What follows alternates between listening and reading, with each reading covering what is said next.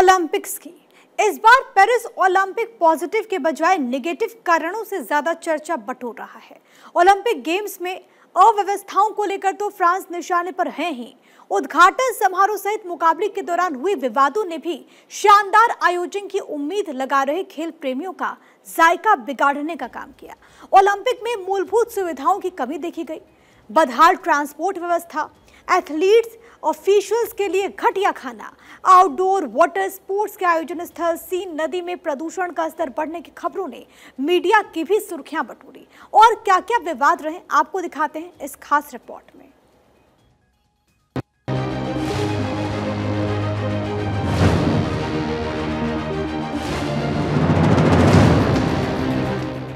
France में 100 साल बाद ओलंपिक का भव्य आयोजन किया जा रहा है।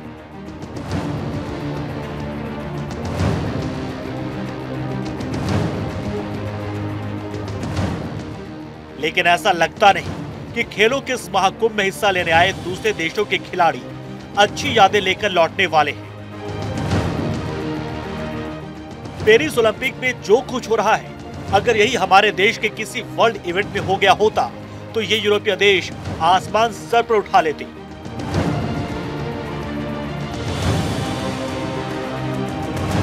कैनेडियन स्विमर लाइव टीवी पर वोमिट कर रहा है क्योंकि सीन नदी के गंदे पानी में उसे तैराया गया। अमेरिकी खिलाड़ी कह रही है कि 5 प्लेयर्स से एक बाथरूम शेयर कराई जा रही है। खिलाड़ियों के खाने के टेबल तक पहुंचने से पहले ही खाना खत्म हो जाता है, सामान चोरी हो जाता है। पेरिस ओलंपिक में खिलाड़ियों को इस बार सिर्फ खेल में नहीं, वहां रहने में भी संघर्ष करना पड़ रहा है। पेरिस ओलंपिक में इतना सब हो रहा है मगर कोई कुछ भी नहीं कहेगा। मगर यही बात भारत या किसी एशियाई देशों में हो जाती तो सभी पश्चिमी देश एक साथ मिलकर भारत को कोस रहे होते। लेकिन ये सब यूरोप में हो रहा है, इसलिए कोई कुछ नहीं कहेगा। लेकिन हम आपको इस बार पेरिस ओलंपिक में हुई हर व्यवस्था और कंट्रोवर्सी को दिखाएंगे। दुनिया में सबसे बड़े खेलों के महाकुंभ के आयोजन की हर अच्छी बुरी यादों से वाकिफ कराएंगे। एक कहावत है कि अच्छी यादों का उसूल है वो अक्सर बुरे वक्त में आती है, और बुरे वक्त का उसूल है वो शर्म नहीं करता, बस शर्मिंदा करता है। खराब मौसम, भीषण गर्मी और पेरिस शहर की सबसे पुरानी सीन नदी की वजह से भी ओलंपिक 2024 सुर्खियां बटोर रहा है। पेरिस की सीन नदी को करीब 100 साल से गंदा माना जाता रहा है, मगर इसी नदी में इस बार ओलंपिक के मैराथन तैराकी और ट्राइथलॉन जैसे कई इवेंट्स हुए। ओलंपिक को लेकर इस सीन नदी को साफ करने के लिए करीब 12.54 हजार करोड़ रुपए से ज्यादा रकम खर्च की गई, मगर फिर भी विरोध नहीं रुका। तो 65 साल की मेयर ने नदी में छलांग लगाकर तैराकी कर विरोधियों को जवाब दिया। लेकिन कहते हैं ना, सच्चाई छुपती नहीं छुपाने से। पेरिस ओलंपिक में ट्राइथलॉन में हिस्सा लेने आई कनाडाई खिलाड़ी टायलर मिसालचुक ने कुछ ऐसा किया जिससे पूरी दुनिया हैरान रह गई। सीन नदी में तैरने के बाद उन्होंने लगातार 10 बार उल्टी की। इस घटना ने सोशल मीडिया पर हलचल मचा दी, जिसके बाद सोशल मीडिया पर सीन नदी की क्वालिटी पर सवाल उठने लगे। कनाडाई ट्राई एथलीट टायलर मिसालचुक पुरुषों की ट्राइथलॉन के फाइनल इवेंट में 9वें स्थान पर आए, लेकिन उनकी 10 बार उल्टी ने उन्हें पूरी दुनिया में वायरल कर दिया। पेरिस ओलंपिक में खेलने के लिए पहुंचे हजारों एथलीट्स के लिए विशाल ओलंपिक गांव एक घर है, लेकिन यहाँ समस्या यह है कि वो घर जैसा महसूस नहीं कर रहे। कुछ दिन पहले अमेरिकी टेनिस खिलाड़ी कोको गॉफ ने अपने फॉलोअर्स को टिकटॉक पर उन कमरों की झलक दिखाई जहां वो और उनकी टीम के साथ रह रही हैं। वीडियो में चीखने चिल्लाने वाले साउंड इफेक्ट थे, जिसके कैप्शन में लिखा था 10 लड़कियां और सिर्फ 2 बाथरूम। आप तस्वीरें भी देख सकते हैं।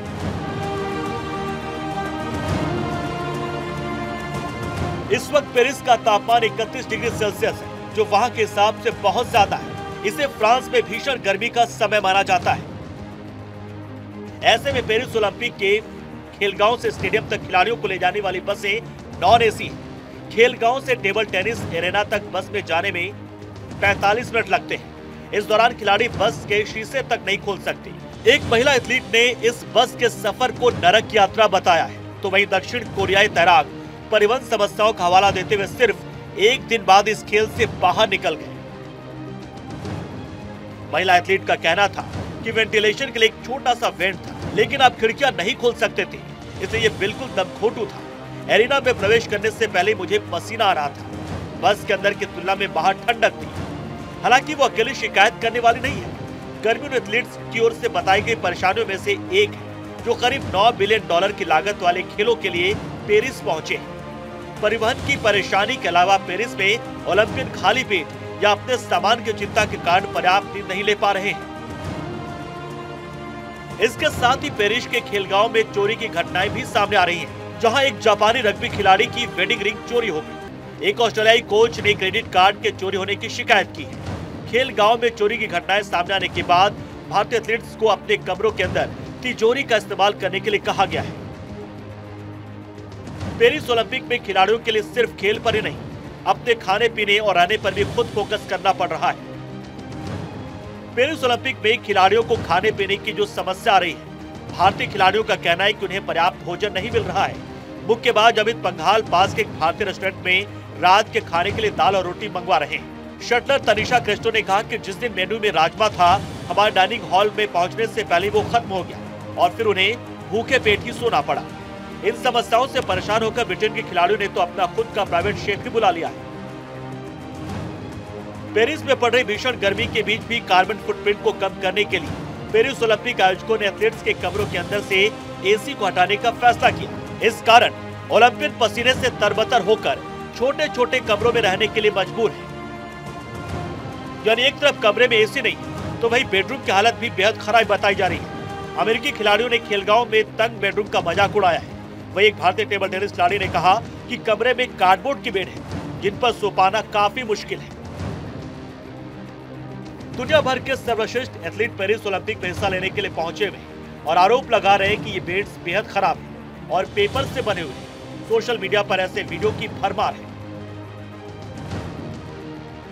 खिलाड़ियों की असली समस्या डाइनिंग हॉल में है, जहां या तो खाना नहीं है या अगर अवेलेबल है तो लाइन बहुत लंबी है। सप्लाई प्रॉब्लम्स ने फुटबॉल के मैदान के बराबर के डाइनिंग एरिया को खराब कर दिया है।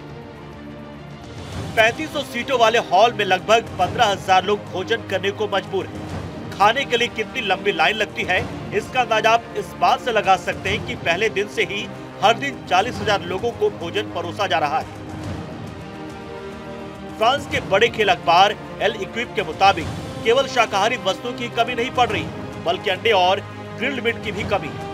इस बार फ्रांस ओलंपिक में व्यवस्थाओं को लेकर लगातार सवाल उठते रहे हैं, लेकिन खेलों का विश्व युद्ध फुल जोश में चल रहा है और जो खिलाड़ी मेडल जीत रहे हैं वो अपने साथ अच्छी यादें ही लेकर जा रहे हैं, क्योंकि व्यवस्था कैसी भी हो मेडल से मुकाबला नहीं कर सकती।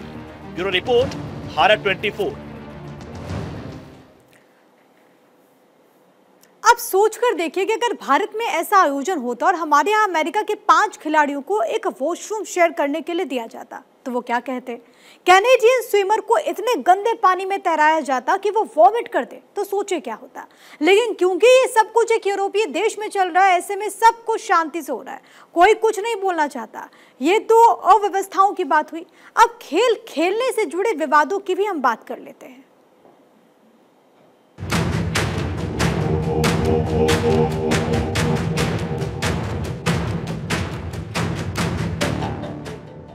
बॉक्सिंग और बवाल।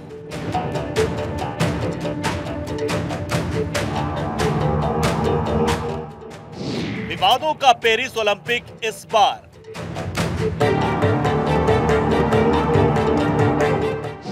ओलंपिक में खेला जीत में साजिश का झमेला।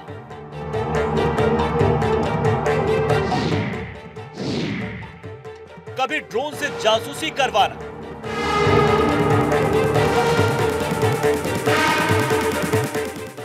सौ साल बाद पेरिस में ओलंपिक हो रहा है और शायद 100 साल बाद ही ओलंपिक में इतनी ज्यादा कंट्रोवर्सी हो रही होगी। ये पहला ओलंपिक है जब सोने, खाने और खेलने हर चीज में विवाद हो रहा है। सबसे पहले खेल से शुरू करते हैं। कनाडा की महिला ओलंपिक फुटबॉल टीम के 6 अंक काट लिए गए हैं और उनकी कोच बेवर्ली प्रिस्टमैन को 1 वर्ष के लिए निलंबित कर दिया गया है, क्योंकि पेरिस ओलंपिक खेलों के दौरान एक स्टाफ सदस्य ने प्रतिद्वंदी टीम पर जासूसी करने के लिए ड्रोन का इस्तेमाल किया था।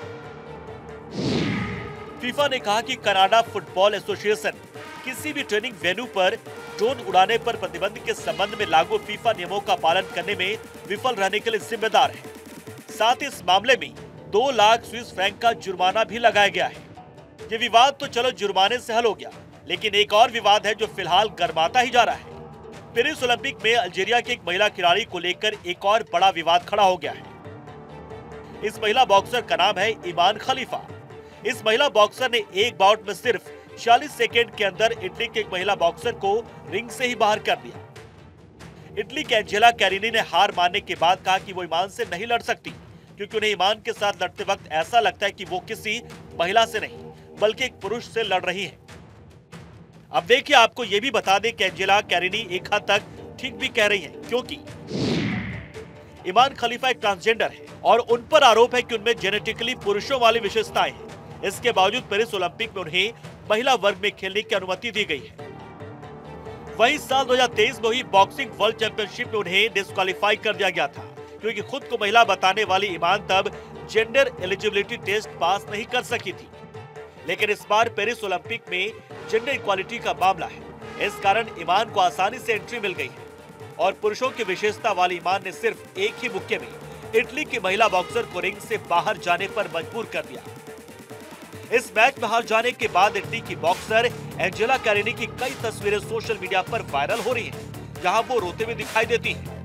वो अपने पिता के एक वीडियो भी दिखा रही है, जब वो कहती है कि मैच उनका सपना था और वो इसे अपने पिता के लिए लड़ना चाहती थी। अब उनका सपना टूट गया है। इटली की महिला बॉक्सर एंजेला की तस्वीरों को देख पूरी दुनिया में ओलंपिक कमेटी की आलोचना हो रही है। वहीं इटली की प्रधानमंत्री जॉर्जिया मेलोनी ने इस विवाद को लेकर कहा है कि पुरुषों जैसी विशेषता रखने वाली किसी भी खिलाड़ी को महिलाओं की प्रतियोगिता में शामिल नहीं किया जाना चाहिए था। Con i livelli di testosterone presenti nel sangue dell'atleta algerina, la gara in partenza non è una gara, è una gara che non, diciamo, non sembra equa. Io penso che atleti che hanno diciamo, caratteristiche genetiche maschili non debbano essere ammessi alle gare femminili, e non perché si voglia discriminare qualcuno, ma per tutelare il diritto delle atlete di poter competere ad armi pari. इस पूरे विवाद पर अब IOC यानी international Olympic committee की प्रतिक्रिया भी सामने आई है, जहां उन्होंने कहा कि हर एक इंसान को बिना किसी भेदभाव के खेल में हिस्सा लेने का अधिकार है और जितने भी खिलाड़ी बॉक्सिंग कंपटीशन में हिस्सा ले रहे हैं वो सभी आईओसी के नियमों के मुताबिक है। पेरिस 2024 बॉक्सिंग यूनिट के मेडिकल परीक्षण में भी कोई समस्या नहीं देखी गई है और सभी खिलाड़ियों के जेंडर और उनकी उम्र उनके पासपोर्ट के मुताबिक ही माने गए हैं। हालांकि ये कोई पहला मामला नहीं है, इससे पहले भी जेनेटिकली पुरुषों की विशेषता वाले कई खिलाड़ी महिलाओं के बीच प्रतिस्पर्धा में खेल चुके हैं। न्यूजीलैंड की लॉरेल हब्बार्ड ओलंपिक में हिस्सा लेने वाली पहली ट्रांसजेंडर एथलीट है। योग्यता की शर्तों में बदलाव के बाद उन्हें टोक्यो 2020 के लिए विमेंस वेटलिफ्टिंग टीम में चुना गया था। उस वक्त भी इस फैसले को लेकर काफी विवाद हुआ था। ठीक इसी तरह से रेने रिचर्ड्स भी प्रोफेशनल टेनिस टूर्नामेंट में हिस्सा लेने वाली अमेरिका की पहली महिला ट्रांसजेंडर थी। रेने का जन्म पुरुष के रूप में हुआ था। उन्होंने यूएस ओपन में पुरुष के तौर पर कई बार हिस्सा भी लिया, लेकिन बाद में उन्होंने खुद को महिला बताते हुए महिला प्रतिस्पर्धा में हिस्सा लेने लगी। ऐसे ही कनाडा की रचेल मैकिनॉन, जो कि एक ट्रांसजेंडर खिलाड़ी है, उन्हें लेकर भी खूब विवाद हुआ। महिलाओं के साथ प्रतिस्पर्धा में उनका हिस्सा लेने से कई बार आलोचना हुई। भारतीय स्प्रिंटर द्युति चंद ने अपना पहला नेशनल लेवल मेडल 2007 में जीता था। 2013 में उन्हें एशियन चैंपियनशिप में ब्रॉन्ज मिला। 2014 के राष्ट्रमंडल खेलों में उनका नाम भारतीय दल से हटा दिया गया था। भारतीय एथलेटिक्स फेडरेशन ने बताया कि उनके शरीर में टेस्टोस्टेरोन की मात्रा अधिक पाई गई थी। इसके कारण उनके महिला खिलाड़ी के तौर पर हिस्सा लेने पर पाबंदी लगाई गई थी। हालांकि इसके विरोध में वो court of arbitration for sports में गई और केस भी जीती और बाद में वो अपने समलैंगिक रिश्ते को स्वीकार करने वाली पहली भारतीय महिला एथलीट भी बन गई। और अब एक बार फिर से ईमान खलीफा को लेकर यह मुद्दा गहरा गया है।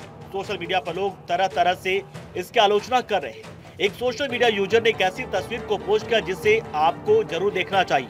यहाँ इस पूरे विवाद पर तंज कसते हुए डोज डिजाइनर नाम के ट्विटर हैंडल ने एक एडिटेड पिक्चर अपलोड की है और रेसिंग में एक चीता को भाग लेते हुए दिखाया गया है और लिखा है कि चीता खुद को बायोलॉजिकली एक पुरुष के रूप में आइडेंटिफाई करता है और शायद इसलिए वो भी इस खेल में भाग ले सकता है।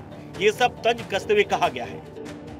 ओलंपिक खेलों को आप खेल की दुनिया का विश्व युद्ध भी कह सकते हैं, जहां सभी देश आपस में कम्पीट करते हैं। जो इस पूरे खेल में सबसे ज्यादा मेडल जीतता है उसका खेल की दुनिया में वजन बढ़ जाता है।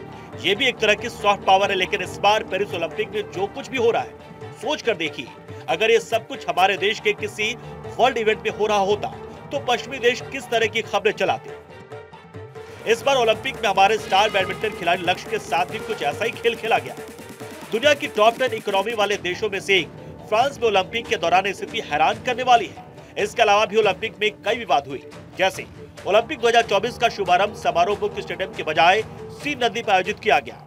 रंगारंग समारोह के दौरान दिखाई गई उस झांकी को लेकर विवाद हुआ, जिसमें ड्रैग क्वीन थीम पर ईसा मसीह के अंतिम भोज को दिखाया गया था। इस झांकी को लेकर दुनिया भर में प्रतिक्रिया सामने आई और इसे ईसाई धर्म का अपमान बताया गया। विवाद बढ़ने पर आयोजकों को माफी मांगनी पड़ी।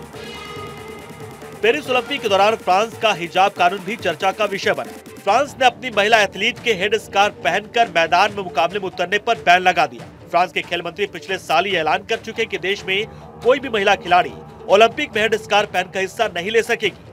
वैसे ओलंपिक 2024 में दूसरे देशों की महिला एथलीट हेड स्कार्फ पहनकर मैदान में उतर रही है। फ्रांस सरकार के इस फैसले का मुल्क में एक तबके की ओर से विरोध करते हुए इसे धार्मिक स्वतंत्रता का उल्लंघन बताया जा रहा है। फ्रांस की कुछ मुस्लिम महिला प्लेयर्स की शिकायत है कि उन्हें खेल और मजहब में से किसी एक को चुनने के लिए मजबूर किया गया है। पेरिस ओलंपिक में फिलिस्तीन इसराइल विवाद का असर भी देखने को मिल रहा है। जूडो इवेंट में इसराइल के बरूज शामिलो और ताजिकिस्तान के नूराली इमोमाली के बीच मुकाबला हुआ। इसमें ताजिकिस्तान के जुडोका ने जीत हासिल की, लेकिन मुकाबले के बाद इसराइल के खिलाड़ी से हाथ मिलाने से इनकार कर दिया।